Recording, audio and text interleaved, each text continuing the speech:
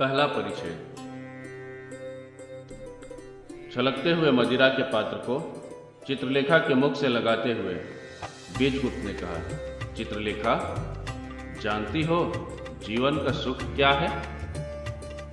चित्रलेखा की अधखुली आंखों में मतवालापन था और उसके अरुण कपोलों में उल्लास था। यौवन की उमंग में सौंदर्य किलोले कर रहा था। आलिंगन के पास में वासना हंस रही थी। चित्रलेखा ने मदिरा का एक घूंट पिया। इसके बाद वह मुस्कुराई। एक क्षण के लिए उसके अधरों ने बीजगुप्त के अधरों से मौन भाषा में कुछ बात कही। फिर धीरे से उसने उत्तर दिया, मस्ती। उस समय प्रायः आधी रात बीत चुकी थी। बीजगुप्त का भवन सहस्त्रों दीप शिखाओं से आलोकित हो रहा था। द्वार पर सहनाई में विहाग बज रहा था। केरी भवन में नगर की सर्व सुंदर नर्तकी के साथ सामंत बीजगुप्त यौवन की उमंग में निमग्न था और बाहर गहरे अंधकार में सारा विश्व। बीजगुप्त हंस पड़ा। हा हा हा हा, सोच रहा हूं चित्रलेखा, यौवन का अंत क्या होगा? चित्रलेखा भी हंस पड़ी, पर हंसी क्षणिक थी। अचानक वह मीठी और उल्लास से भरी हंसी वेदना मिश्रित गंभीरता में परिणित हो गई। उसने भी शायद कभी इस प्रश्न का उत्तर पाने की चेष्टा की थी, पर प्रश्न इतना भयानक था कि वह उस पर अधिक देर तक न सोच सकी थी। उसका सिर घूमने लगा था और इसके बाद मदिरा के पात्र में उस समय के लिए उसने उस दुखद विचार को डुबो दिया। आज एकाएक फिर उसी प्रश्न को सुनकर वह चौंक उठी। जीवित मृत्यु? जीवित मृत्यु? नहीं, यह असंभव है। यौवन का अंत है एक अज्ञात अंधकार, और उस अज्ञात अंधकार के गर्त में क्या छिपा है वह न तो मैं जानता हूं और न उसको जानने की इच्छा है। भूत और भविष्य, ये दोनों ही कल्पना की चीजें हैं जिनसे हमको कोई प्रयोजन नहीं। वर्तमान हमारे सामने है और वह।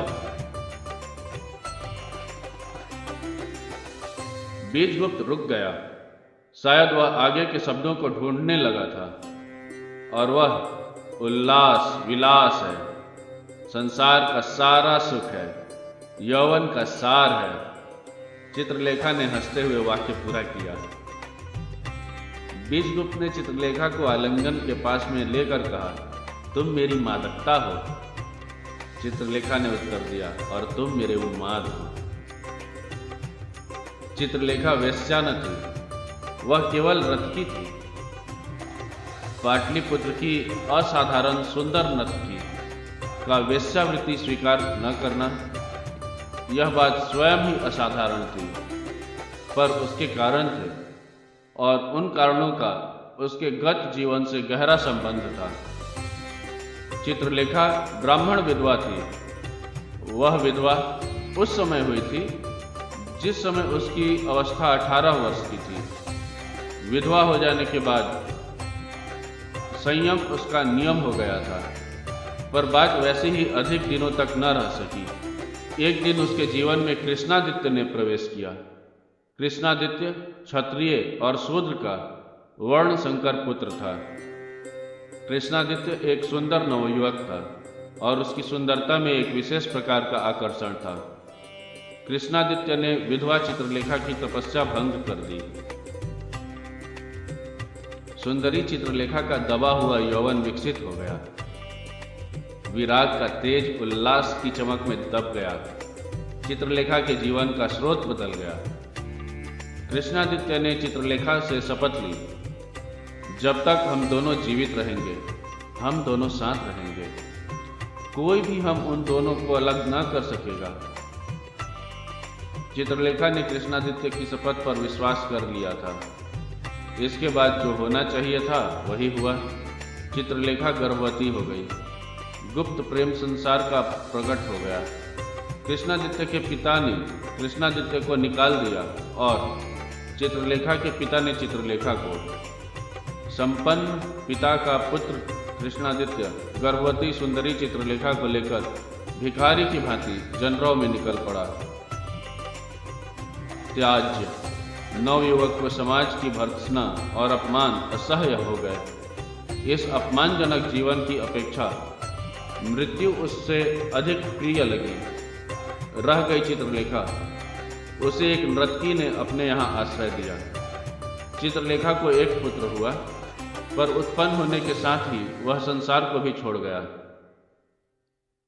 चित्रलेखा का कंठ कोमल था और शरीर सुंदर। जिस नर्तकी ने उसे आश्रय दिया था, उसने उसे नृत्य तथा संगीत कला की शिक्षा दी। इसके बाद चित्रलेखा भी नर्तकी हो गई। रहा भोगविलास। चित्रलेखा ने एक बार फिर वैधव्य के संयम को पालने का प्रयत्न किया। कृष्णादित्य और कृष्णादित्य का पुत्र दोनों ही चित्रलेखा के जीवन में आकर निकल गए, पर दोनों ही अपनी अपनी स्मृति उसके हृदय पटल पर छोड़ गए थे। पाटलिपुत्र का जन समुदाय चित्रलेखा के पैरों पर लोटा करता था, पर चित्रलेखा ने संयम के तेज से जनित कांति को बनाए रखा। बड़े बड़े शक्तिशाली सरदार और लक्षाधीश नवयुवक उसके प्रणय के प्यासे थे, पर उसको कोई भी न पा सका। जन समुदाय के सामने वह असाधारण सुंदरी आती थी और विद्युत की भांति चमककर वह उनके सामने से लोप हो जाती थी। जिसने उसे एक बार देखा, उसके हृदय में उसे एक बार फिर देखने की अमिट साध उत्पन्न हो गई। एक दिन बीजगुप्त चित्रलेखा का नृत्य देखने गया। नाचते नाचते चित्रलेखा की दृष्टि बीजगुप्त पर पड़ी। एकाएक उसका मुंह श्वेत हो गया। उसे ऐसा प्रतीत हुआ मानो कृष्णादित्य स्वर्ग से उतरकर उसका नृत्य देखने आया है। वह रुक गई और एक तक अपने को तथा अपने सामने बैठे हुए जन समुदाय को भूलकर बीजगुप्त की ओर देखने लगी। बीजगुप्त युवा था। उसकी अवस्था प्रायः 25 वर्ष की थी। चित्रलेखा के सौंदर्य के वशीभूत होकर वह भी एक टक उसकी ओर देख रहा था। उसकी आंखें चित्रलेखा की आंखों से मिल गई। जन समुदाय की आंखें उस व्यक्ति की ओर घूम गई जिसको चित्रलेखा देख रही थी। लोगों के मुख से निकल पड़ा, अरे यह तो बीजगुप्त है।